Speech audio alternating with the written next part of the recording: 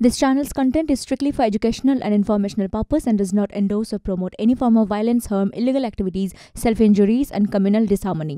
শক্তিপুর এবং বেলডাঙ্গার ওসিকে সরিয়ে দিল কমিশন। কাল সকাল 11টার মধ্যে নয়া ওসিদের নিয়োগ, কর্তব্য পালনে ব্যর্থ দুই ওসি, এমনটাই দাবি নির্বাচন কমিশনের। পুরো বিষয়ে জানবো, সুতপা সেন রয়েছেন টেলিফোনের প্রতিনিধি। সুতপা, কেন সরিয়ে দেওয়া হলো মুর্শিদাবাদের এই দুই ওসিকে?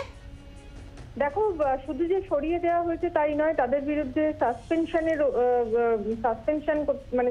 করতে বলা হয়েছে এবং একই সঙ্গে তাদের বিরুদ্ধে চার্জশিটের নির্দেশও দিয়েছে নির্বাচন কমিশন। এটা কিন্তু একেবারেই নজিরবিহীন বলা যায়, কারণ এর আগে বিভিন্ন ইস্যুতে আধিকারিকদের সরিয়ে দিতে দেখা গেছে, কিন্তু এই দুজনের বিরুদ্ধে অভিযোগ যে তারা রামনবমীর যে মিছিল বেরিয়েছিল সেই মিছিল নিয়ে দাঙ্গা বাঁধানোর ক্ষেত্রে তারা যথাযথ ব্যবস্থা নিতে পারেননি এবং এই গুরুতর অভিযোগ এনে তারা কর্তব্যে অবহেলা করেছেন, এমন কথাই বলেছে নির্বাচন কমিশন এবং সেই নির্দেশিকাতে আরো জানিয়েছেন যে এদের সাসপেন্ড করতে হবে এবং একই সঙ্গে এদের বিরুদ্ধে চার্জশিট করতে হবে। অর্থাৎ বুঝতেই পারছো যে কতটা গুরুতর শাস্তি নির্বাচন কমিশন এই দুই ওসিকে দিলেন।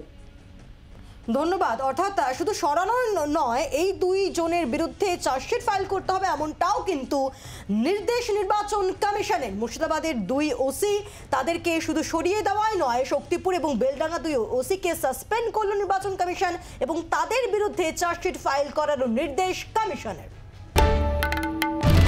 বাংলার আওয়াজ, বাঙালির আবেগ, জি 24 ঘন্টা।